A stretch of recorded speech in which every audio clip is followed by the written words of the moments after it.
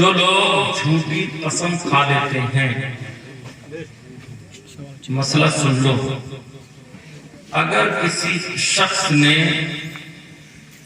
ماضی میں گزرے ہوئے کسی واقعے کی جھوٹی قسم کھا دی، مثال کے طور پر کسی شخص نے 2 مہینے پہلے یا سال بھر پہلے کوئی خبر سنائی آپ کو، یا کوئی بات آپ نے پوچھی اور اس نے اس پر جھوٹی قسم کھا لی کہ میں قسم کھاتا ہوں اللہ کی کہ ایسا ہوا تھا، جبکہ ایسا نہیں ہوا تھا، تو یہ کہلاتی ہے جھوٹی قسم۔ تو ایسی قسم کھانے والے پر صرف گناہ کبیرہ، کیا ہے؟ گناہ کبیرہ کیا اس نے، لا تحلف باللہ، اللہ کے نبی نے فرمایا کہ اللہ کی قسم مت کھایا کرو، یہ عظمت والا نام ہے، اللہ کی ذات بزرگی والی ہے، اللہ کے نام کو اتنا ہلکا مت سمجھو کہ ذرا سے بکرے کے لیے بھی قسم کھا گئے، ذرا سے بھنڈی اور ٹماٹر کے لیے بھی اللہ کی قسم جی پھر رہے ہو۔ تو ڈاکٹر صاحب آپ سنیے، آپ ان سے باتیں مت کیجیے، میں سب سے خوبصورت مسلم کے ہیں، آپ مجھ کو دیکھیے۔ تو میں نے کیا بتایا، اگر کسی نے پاسٹ میں گزرے ہوئے کسی بات کی قسم کھائی تو وہ گنہگار ہوگا، اس پر توبہ لازم ہے، گناہ کبیرہ کا مرتکب ہوا، اس پر کفارہ نہیں ہے، کیا نہیں ہے؟ کفارہ نہیں۔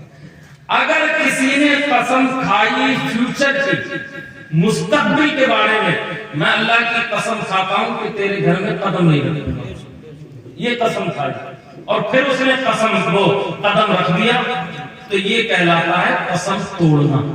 کیا کہلاتا ہے؟ تو اس میں 2 گناہ ہیں، ایک تو قسم آپ نے توڑی، ایک گناہ، دوسرا اس پر آپ کو کفارہ ادا کرنا پڑے گا۔ فَكَفَّارَتُهُ إِطْعَامُ 10 مساکین، 10 مسکینوں کو کھانا کھلانا ہے، یا 3 دن کے روزے رکھنے ہیں، یہ قسم کا کفارہ ہے۔ تو اگر کوئی شخص ایسی قسم کھا لے جو مستقبل سے متعلق ہو کہ خدا کی قسم تجھ سے بات نہیں کروں گا، خدا کی قسم تیرے گھر نہیں آؤں گا، خدا کی قسم میں فلاں جگہ نہیں جاؤں گا، اور پھر وہ وہاں چلا گیا، تو اس پر کفارہ ہے 10 مسکینوں کو پیٹ بھر کے دونوں ٹائم کھانا کھلائے۔ غلام کو چونکہ آج کے دور میں ہے یہ آزادی والا معاملہ، اس لیے کہ وہ یہ 3 دن کے روزے رکھے گا لگاتار، اس کا کفارہ ادا ہو جائے گا۔ بات سمجھ آ گئی؟ جھوٹی قسم کھانے کا کفارہ کیا ہے؟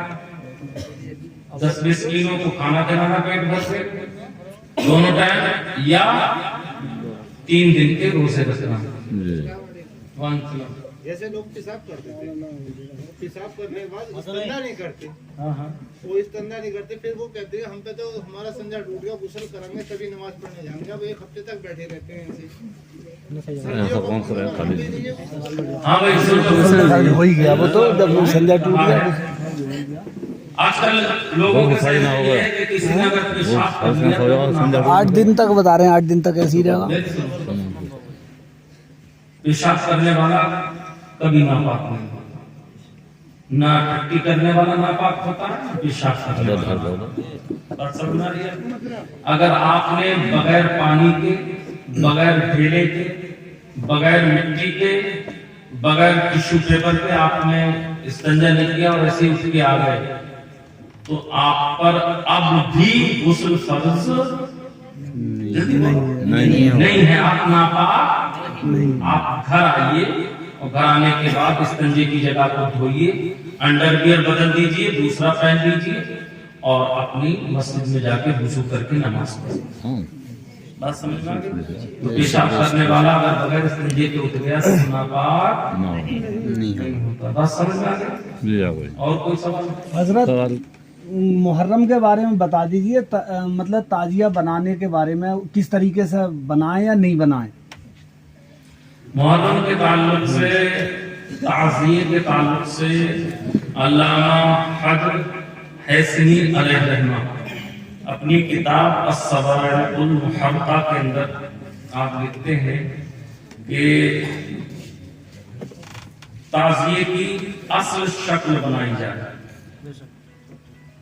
جو سرکار امام حسین رضی اللہ تعالی عنہ کا اصلی روزہ ہے، ایسا روزہ بنایا جائے، हूबहू اور کسی ایک مقام پر رکھ کر اس کی زیارت کی جائے، اسے گلی کوچوں میں نہ ٹہرایا جائے، ڈھول تاشے نہ بجائے جائیں. اور سمجھ میں آ رہی ہے؟ سب سے پہلے تعزیے کس نے نکالے تھے؟ تیمور لنگ کے زمانے میں نکلے تھے.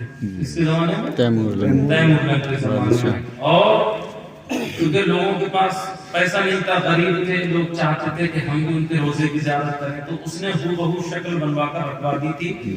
اور لوگوں کی اطلاع کے لیے پہلے مائک نہیں تھے، ڈھول بجا کرتے تھے. آپ نے اپنے بچپن میں بھی ہم نے دیکھا ہے کہ سحری کے ٹائم میں لوگ ڈھول بجاتے تھے، گاؤں بجاتے تھے. جنگ کے ٹائم پہ لگاڑے بجائے جاتے تھے. آپ نے پرانی جنگوں کے بارے میں دیکھا اور سنا ہو، سمجھے؟ پہلے مائک وغیرہ نہیں تھے. تو تیمور لنگ نے ڈھول بجوایا تاکہ لوگوں کو پتا چل جائے کہ کوئی کام ہے جس سے لوگ گھٹا بنائیں گے. اب وہ ڈھول جبھی سے چلا، ڈھول کی آواز سے لوگ اکٹھا ہو جاتے تھے. ڈھول کی آواز سے لوگ اکٹھا ہو گئے تھے. وہ ڈھول اسی وقت سے چلا، وہ مقصد کے تحت تھا. اور یہاں ہمارا کوئی مقصد نہیں ہے. سب کو معلوم ہے محرم کب آتا ہے، 10 محرم کا. اور یہ تو اس میں تال جو بجانا ڈھول الگ بجے، تاشے الگ بجے. ہاں تو وہ منع ہے، اسی لیے تو بتا رہا ہوں. وہ اس کو مت کیجیے. آپ اصلی تعزیہ بنائیے، اس کی زیارت کیجیے، اور وہاں کھڑے ہو کر آپ جو ہے سرکار امام حسین کی بارگاہ میں مرتبت پڑھنا چاہتے ہیں یا اور کوئی نذرانے عقیدت پیش کرنا چاہتے ہیں وہاں کر سکتے ہیں. صحیح. اور کوئی سوال؟ سوال یہی ہے کہ لڑکیاں جو پڑھائی جا رہی ہیں، حضرت نے بھی یہی لکھا جو میں بتا رہا ہوں. جی لڑکیاں جو پڑھائی جا رہی ہیں صاحب، یہ مدرسوں میں تو لوگ نہیں پڑھا رہے. جہاں کا پردے سے لڑکی پڑھ رہی ہیں وہاں پڑھا رہے ہیں، جو کہ مطلب جا رہی ہیں لڑکی جوان جو پردے کی ہیں وہ پڑھنے جانے. ان کے بارے میں بتا دیے ان کے ماں باپ کو کیا کرنا چاہیے. وہ حرام ہے. جی ایسی تعلیم حرام ہے کہ جس تعلیم میں لڑکیوں کی ٹانگیں کھلی رہیں، ان کا جسم دکھتا رہے، ان کی بے پردگی ہو، تو پھر ان کے ماں باپ کو ماحول خراب ہوتا ہو، جسے کمپاؤنڈ تعلیم کہتے ہیں. بہت سارے اسکولوں میں مخلوط تعلیم ہے، لڑکے لڑکیاں ساتھ میں بیٹھ کے پڑھتے ہیں. یہ ناجائز ہے، غلط ہے. ایسی تعلیم نہیں دلانی چاہیے لڑکیوں. اسی لیے تو میں کہتا ہوں تم کیوں غیروں کے پیچھے پڑے ہو؟ تمہارے پاس اللہ نے دولت نہیں دی، تمہارے پاس کیا مطلب سرمایہ نہیں. سب لوگ مل کے کالج بناؤ، اپنی لڑکیوں کو پردے میں پڑھواؤ، عورتوں کو وہاں ٹیچر رکھو، مردوں کو بھی رکھو، خود دیکھ بھالی کرو. دوسروں کے محتاج کب تک بنے رہو گے آپ؟ آپ رنڈیوں پر تو لاکھوں روپیہ اڑا دو گے. آپ اپنے گھر کی بچیوں کو پڑھانے کے لیے اسکول کھولیے، میڈیکل کالج کھولیے. آپ کیوں نہیں کرتے؟ یہ ہماری جو ہے بے حسی ہے، اور اس بے حسی کا ہونا. ہاں وہ اور کوئی سوال ہے؟ سبحان ربی الکریم. جو سبحان ربی العظیم صحیح سے ادا نہ کر پائے وہ سبحان ربی الکریم کہہ لے، اس کی تسبیح ہو جائے گی. الشرط الباقی کنص الشارع فتاوی شامی کے اندر بھی ہے، فتاوی عالمگیری کے اندر بھی ہے، فتاوی رضویہ شریف کے اندر ہے، فتوی کی ساری کتابوں میں موجود ہے. واقع کی جو شرط ہوتی ہے وہ دینے والا جب دیتا ہے تو وہ یہ کہہ کے دیتا کہ یہ مدرسے کو دے رہا ہوں اور یہ مسجد کو دے رہا ہوں. اگر اس نے یہ کہہ کے دیا ہے، اب تم آپس میں بتا لیں ایک دوسرے کو، میری سن لو، پوری رات پڑھیے. تمہیں اب سونا تھوڑی فجر کی نماز پڑھ کے سونا، ورنہ اس جلسے میں بیٹھنا تمہارا جائز نہیں ہوگا. یہ بات یاد رکھنا. ہاں، فجر کی نماز فرض ہے اور جلسے میں بیٹھنا فرض جلدی بولو نہیں ہے. ہاں، یہ بات سمجھ میں رہے. اور ایک بات بتا دوں یہاں پر، آج کل ماحول اتنا خراب ہے کہ جن لوگوں کی فرض نمازیں چھوٹی ہوئی ہیں وہ قضا نمازیں مکمل کریں. جو نوافل پڑھتے ہو نا ہم، ظہر میں، عصر میں، مغرب میں، عشاء میں، یہ نفل اللہ کی بارگاہ میں قبول نہیں ہوں گے جب تک کہ فرض آپ کے پورے نہیں ہوں گے. تو آپ आप इन नवाफिल की जगह, जैसे ज़ोहर में 2 नफिल होते हैं आखिर में, उनकी जगह 4 फर्ज क़ज़ा के अदा कीजिए। असर की जो 4 सुन्नतें हैं गैर मुक़्क़दा, उनको छोड़ दीजिए, उनकी जगह 4 फर्ज क़ज़ा के अदा कीजिए। मगरिब की नमाज में 2 नफिल होते हैं आखिर में, वो छोड़ दीजिए, उसकी जगह 3 फर्ज मगरिब के क़ज़ा के अदा कीजिए। इसलिए कि बालिग होने के बाद हमारी सैकड़ों हजारों नमाजें क़ज़ा हुई, तो ये नहीं हुई है। इस तरीके से आपकी नमाजें भी पूरी हो जाएंगी। आप अपना हिसाब लगा लें कि कितने दिन की मेरी छुट्टी हुई है और आपकी नमाजें मुकम्मल हो जाए। ईशा की नमाज में सुन्नतों से पहले जो सुन्नतें पढ़ी जाती हैं उनकी जगह 4 फर्ज, और आखिर में जो नवाफिल पढ़े जाते हैं 4, उनकी जगह 3 वित्र पढ़ लें। आप इस तरीके से क़ज़ा नमाज मुकम्मल हो जाएगी, वरना अल्लाह की बारगाह में बहुत सख्त हिसाब होगा। तो मैं अर्ज कर रहा था, अगर किसी ने मदरसे को पैसा दिया है तो मदरसे वाला पैसा मस्जिद में नहीं लग सकता, और किसी ने मस्जिद को दिया है तो मस्जिद वाला पैसा मदरसे में नहीं लग सकता। इसलिए कि वाकिफ की जो शर्त है वो जिस काम के लिए उसने दिया है वो पैसा उसी में इस्तेमाल हो सकता है। यहाँ तक कि अगर आपने पैसा जलसे के लिए इकट्ठा किया है तो ये जलसे पे खर्च होगा, कहीं और खर्च नहीं होगा। इसी तरीके से आप अगर इमाम के लिए रमजान में पैसा इकट्ठा करते हैं तो वो सिर्फ इमाम का हक है, आप उसकी शीरीनी भी नहीं ला सकते अगर इजाजत नहीं दी थी। इमाम के नाम से पैसे इकट्ठे करते फिर बाद में बचा लिए मस्जिद के नहीं। हाँ तो जायज नहीं, गलत किया या तो इस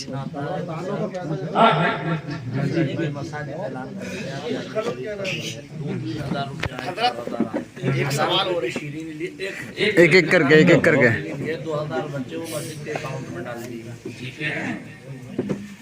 ऐसा है, नियाज़ फातिहा के ताल्लुक से आला हज़रत फरमाते हैं कि नियाज़ फातिहा का जो पैसा है अगर वो बच जाए तो ये ऐलान कर दिया जाए, और सबसे बेहतर तरीका तो ये है जो आला हज़रत ने फरमाया है कि जब भी आप किसी से पैसा दें चंदे के नाम पर, तो आप उससे ये कह दें कि वो हमसे ये कह दे, ये आप लोगों के लिए कि आप जब भी पैसा दिया करो तो ये कह के दिया करो कि आप जहां मुनासिब समझें इसको इस्तेमाल में लाएं। तो आला हज़रत ने भी यही लिखा है कि उस पैसे के ताल्लुक से फिर ऐलान किया जाए, अगर महल्ले वाले कह दें कि आप मस्जिद के फंड में जमा कर सकते हैं तो आप मस्जिद के फंड में जमा कर सकते हैं। बात समझ आ गया? लेकिन ये आपको पहले बताना होगा, और लेते वक्त आप ये नियत रखा करें कि हम जो भी मस्जिद को पैसा दे रहे हैं कि इमाम साहब या जो भी मस्जिद के जिम्मेदारान हैं वो जहां जरूरत महसूस करें वहां पैसे को खर्च करें। मसलन आपने पैसे दे दिए सिर्फ पंखे के लिए, तो अब उसका पंखा ही लग सकता है, दूसरे काम में इस्तेमाल नहीं हो सकता। जबकि मस्जिद को खुदाई की जरूरत है, लिंटर पड़ना है और किसी काम की जरूरत है, तो कभी भी आप अगर पैसा दें तो ये सोच कर दिया करें, ये कहकर दिया करें कि मस्जिद के मुतवल्लियान या इमाम साहब इनकी सवाब दीद पर महमूल है, ये जहां मुनासिब समझे इस पैसे का इस्तेमाल करें, हमने ये पैसा मस्जिद को दिया है। अब बताओ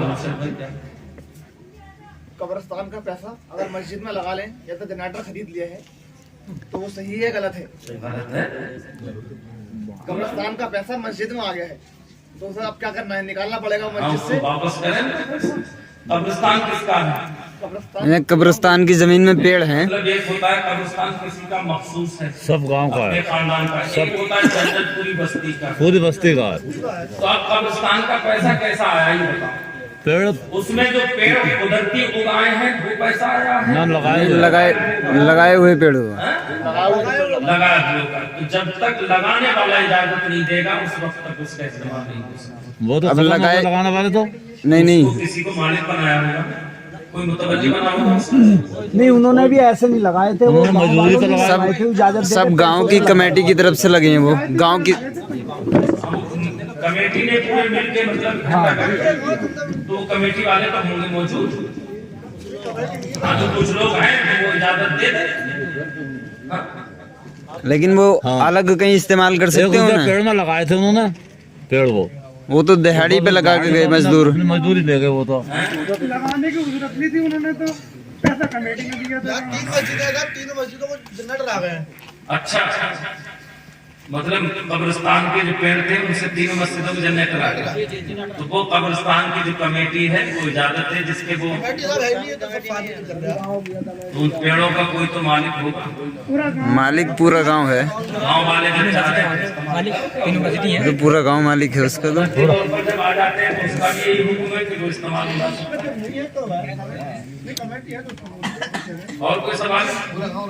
अरे सुनो, सवाल पूरा हो गया तो आप ही हो गया, आप दूसरा सवाल करो।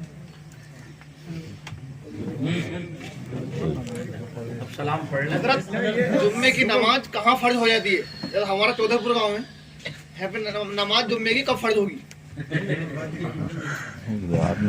जुमे की नमाज फर्ज होने के लिए 6 शर्तें हैं। कितनी शर्तें हैं? 6। तकरीबन 5 तो पाली जाती है आमतौर पर। एक शर्त आमतौर पर मफरूज होती है, वो है शहर या फिनाए शहर, मिस्र या फिनाए मिस्र, या तो शहर हो या परगना हो या शहर से मिला हुआ हो। ठीक है, तो ये शर्त है। ऐसी आबादी कि जिसमें कोई हाकिम हो, जिसमें कोई पुराना बाजार हो और वो फैसला कर सकता हो, तो ऐसी जगह जुमा जायज है। अब इस वक्त जो फतवा दिया गया है वो इमाम यूसुफ अलैहिर्रहमा की और एक जाहिर रिवायत पर जो है रिवायत नादरा पर जो है फतवा दिया गया है। और वो रिवायत नादरा क्या है वो सुन लो। इस वक्त जो फतवा दिया गया वो ये है कि अगर उस गांव के सारे लोग मुसलमान इकट्ठा होकर महल्ले की बड़ी मस्जिद में जमा हो और वो उस मस्जिद में समा न सके, पूरी भर जाए खचाखच, उसमें ना आ सके, तो ऐसी जगह जुमा पढ़ना जायज है। कितनी आबादी हो मस्जिद में? बात समझ आ गई आपको? वैसे तो शहर या तो 3 ही खाली रह जाओ। ठीक है, या ऐसा कस्बा जहाँ तहसीलदार होता या हाकिम होता जो फैसले करता हो। अब वो तो चीज यहाँ है नहीं, अब चूंकि हजारों देहात ऐसे हैं जहाँ जुमा हो रहा है, तो रिवायत नादरा की बुनियाद पर, रिवायत नादरा की बेस पर ये फतवा है कि अगर इतने लोग इकट्ठा हो गए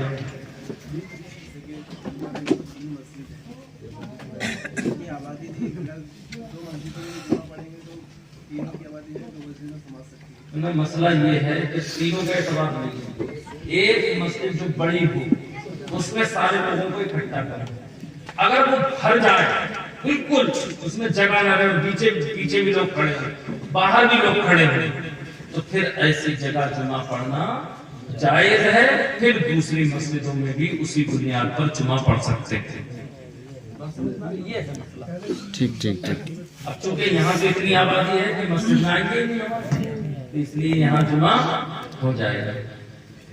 बात समझ में? हाँ, और कोई मदरसे में जिसकी पंचायत ना हो, पंचायत मदरसा हो, मदरसे की कोई पंचायत से मैं सदर ना हो, उस मस्जिद उस मदरसे में चंदा देना क्या सर? पढ़ाई हो रही हो, फीस